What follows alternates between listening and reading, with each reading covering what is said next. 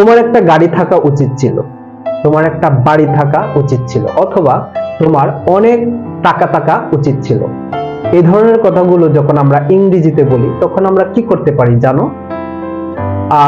আমরা should, have এবং had পাশাপাশি বসিয়ে আমরা এভাবে বলতে পারি, you should have had a car, you should have had a lot of money, you should have had a big house. তাহলে স্ট্রাকচারটি কি হলো?